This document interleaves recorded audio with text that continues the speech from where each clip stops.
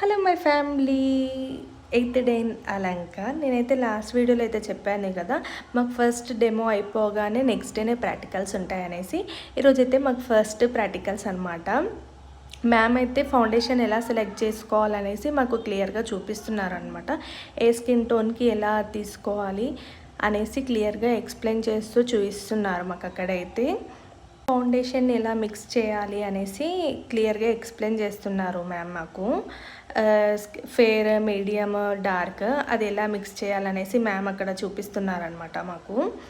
ఇది అయిపోగానే మేము ప్రాక్టీస్ స్టార్ట్ చేసాము. ఫుల్ టెన్షన్ ఉందన్నమాట, ఫస్ట్ డే కదా.